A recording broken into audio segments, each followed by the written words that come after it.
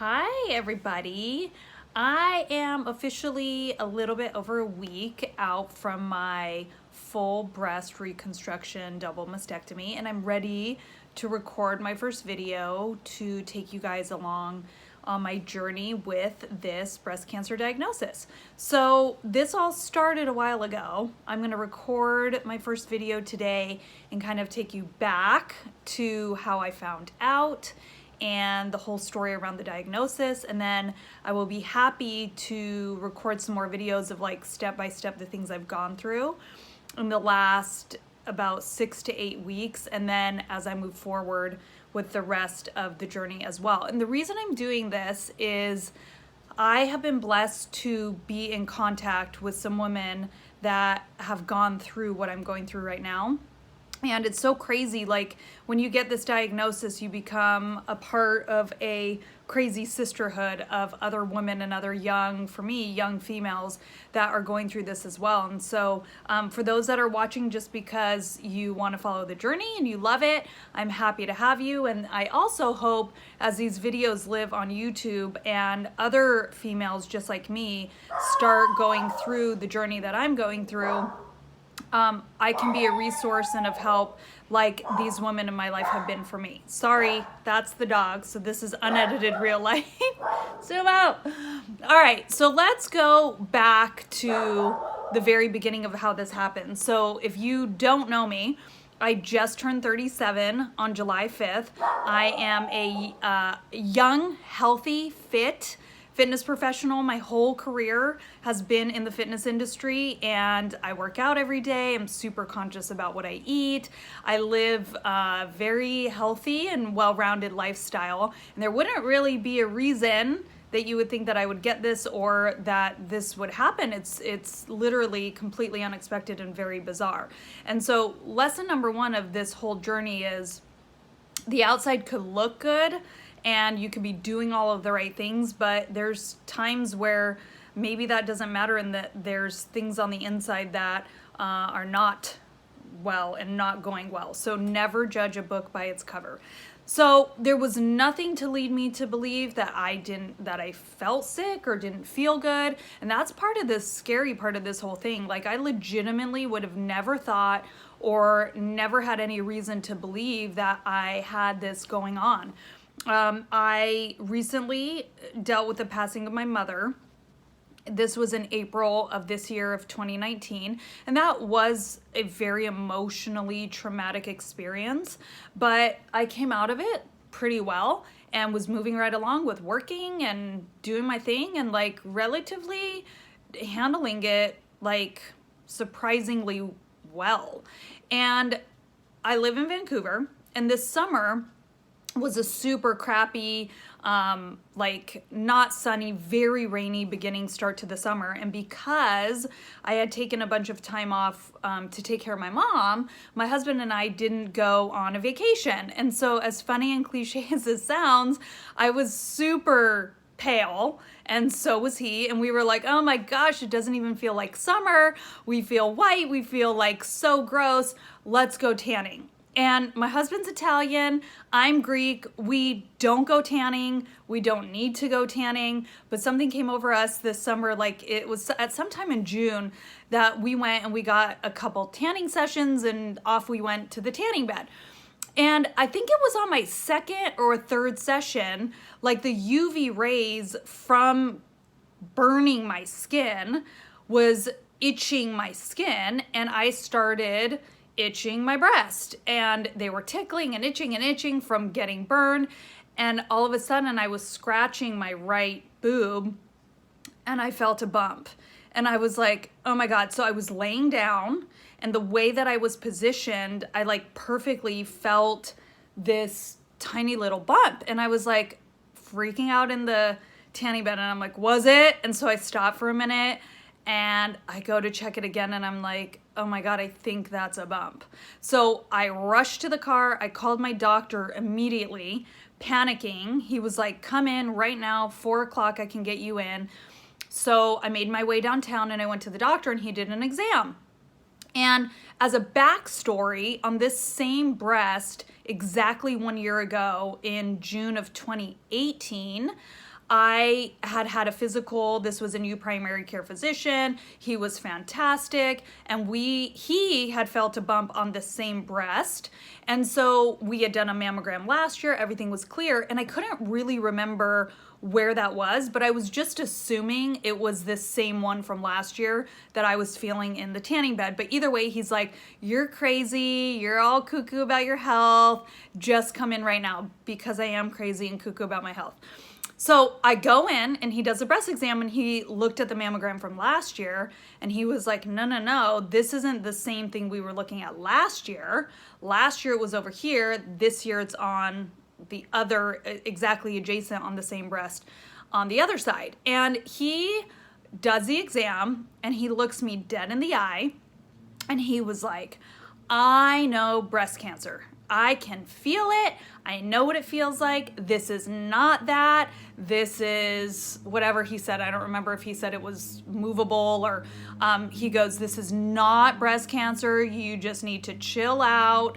And I can promise you, and he was like so convicted in telling me that it was nothing, but I have a family history of breast cancer on my mom's side.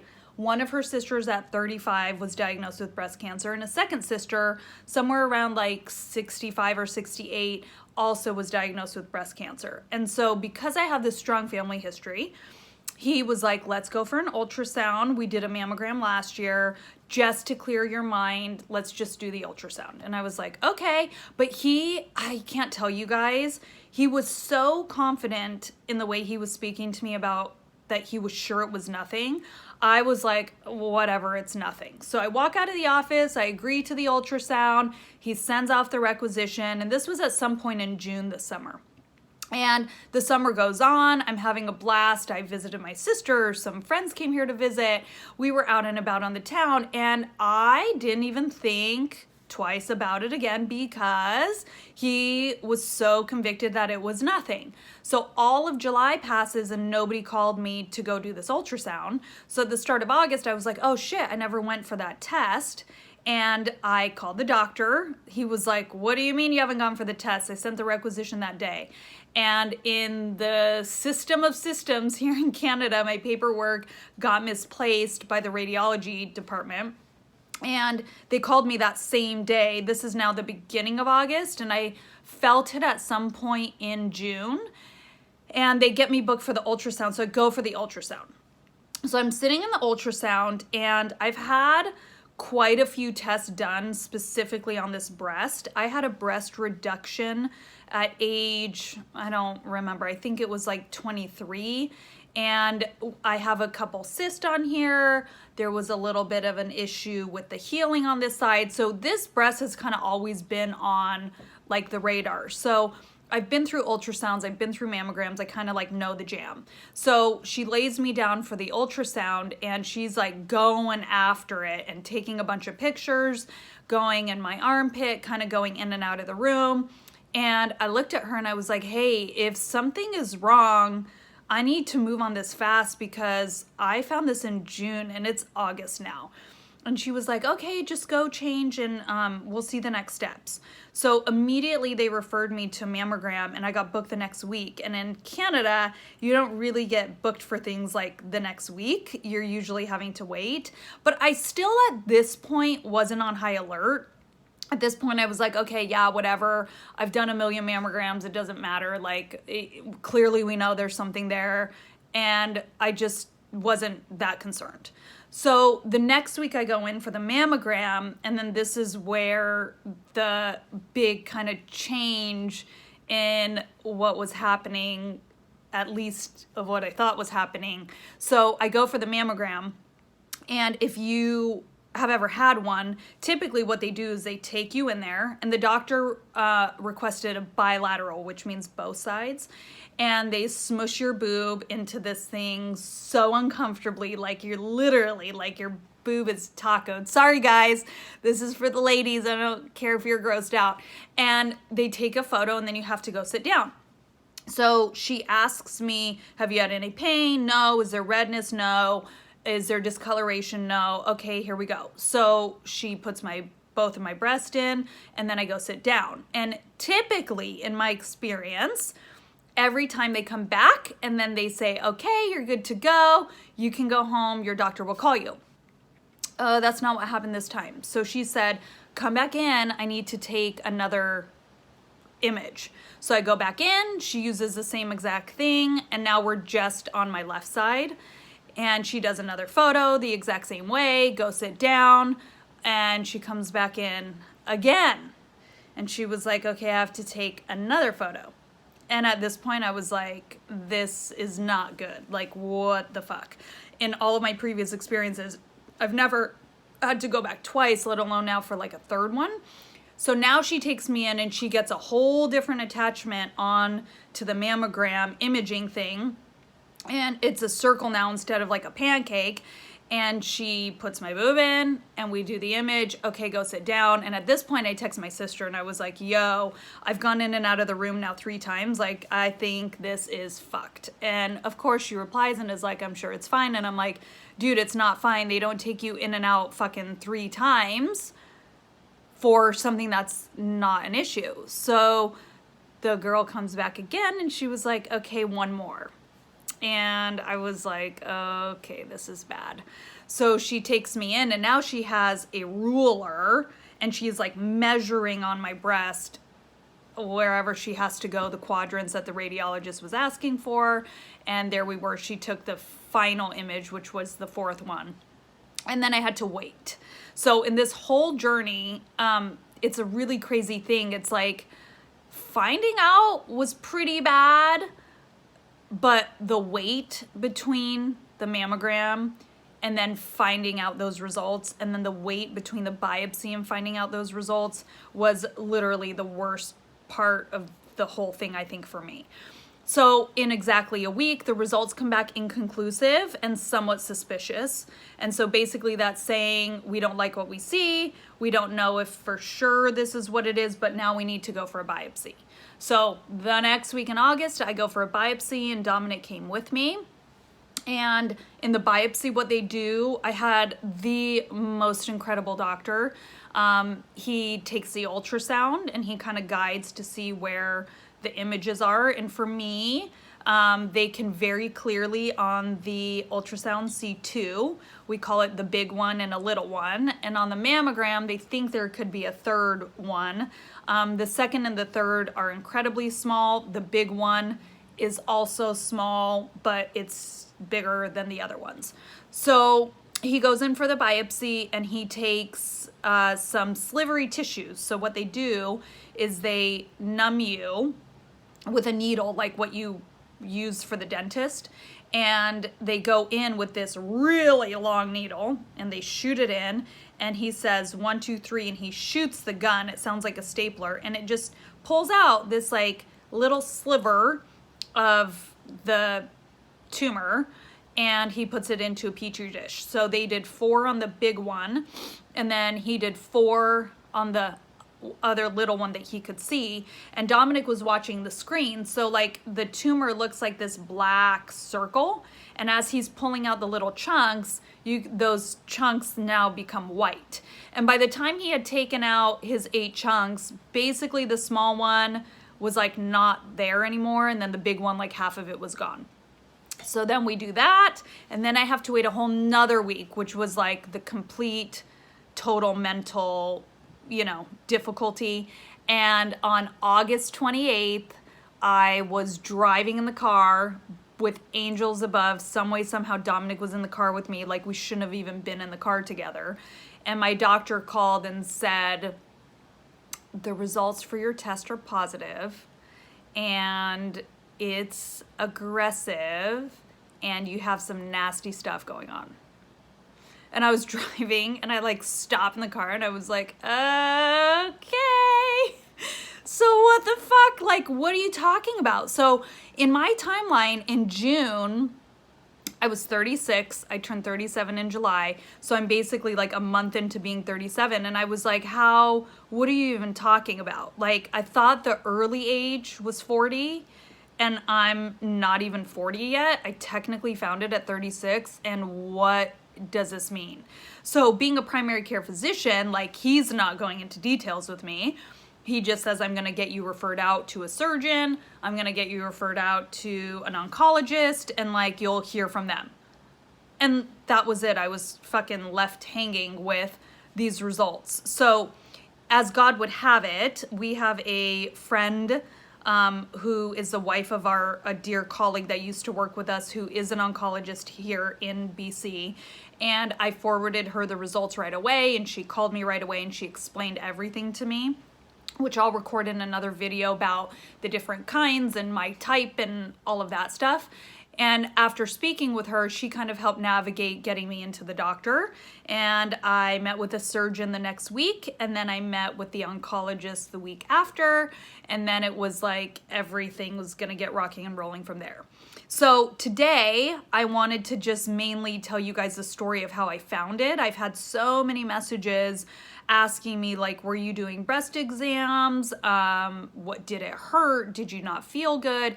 And here's, ladies, what I want to say. Like, I think that I've caught this early. We definitively know that a year ago in June, my mammogram was clear. And we definitively know that I found this in June of this year. So at some point over that year, this thing popped up. Probably never felt better than I've ever felt. I had no physical symptoms. I had a huge amount of blood drawn for like this skin issue that was happening. So I had all of my blood panels from January, February, March. I mean, I'm talking like 8 vials of blood of the things that they were testing that were completely clear. There was no indication in my blood. There was no indication physically on my breast. You couldn't see the lump. There was no discoloration. There was no sign of anything. And from an energy and a physical standpoint, pretty good. So also, I shower and I touch my breast every day, and I never felt it. It was literally in the position that I was laying down and how I scratched my boob that I felt it. And the oncologist asked me when I met her, were you doing breast exams regularly? And I was like, no, I thought that was when you turned 40. Like, my plan in my head was when I'm 40, I'm gonna start doing breast exams. And since this has happened to me, you will be astounded by the number of personal people I know. Either I've worked with them, I worked with them in the past, I grew up with them, I went to high school with them, friends of clients' daughters, friends of a sorority sister, or sister of a sorority sister, that I now, at this point in my personal network, I am the 7th person under age 40, actually age 38 or less. One is 30, one was 34, and then the others around my age, 36, 37, 38, that have either gone through this or are going through it right now. So if there's one thing that I can say, 30's the new 40 when it comes to this. There is an increased number of incidences of young women getting this. And like I said, theoretically, I'm like the poster child of good health, and I have this, so it doesn't discriminate. It doesn't matter. We don't know why this is happening. I'll talk to you guys about my DNA testing. I'll talk to you about the type here in future videos, but where I want to leave you with today is start checking your breast. A girl that's helping me with this attempt that we're going to try to save my hair during chemo, she was 32, I believe, when she got diagnosed. And I don't want to freak you out, and just because you're watching this and I have this, it doesn't mean that you're gonna get it or you have it, and don't even let your mind go there. But this disease is very, very, very manageable, and the doctors are very, very calm as long as you catch it when it's fresh. So if you could do one thing for yourself, start checking your breast every single month. And one of the worst things that I felt was, I can't even tell you when this came up. We know that it wasn't there last year, it is there this year, but if I had been doing breast exams, I would have caught it. And I'm not like down on myself about that. I'm just really lucky that I happened to feel it.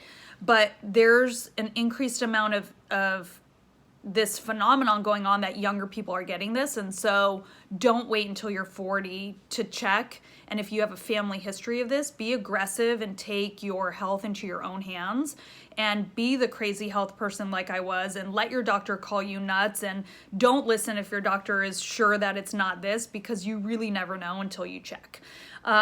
So that's the story of how I found this and everything that has been going on. And now I've been talking for 20 minutes, and I'm sure that's more than enough. So stay tuned on future recordings on the rest of the things that this has entailed. And I'm really happy. My favorite thing that I'm going to share with you is how I've allowed my mind to work as a benefit rather than to make the situation worse. And I have to tell you, I'm probably in the best place that I've been in years. And that's not just saying it. I'm not just putting on a front. I literally feel it in my heart. So thank you for listening, and thank you for following, and I really appreciate all the love and support, so keep it coming my way.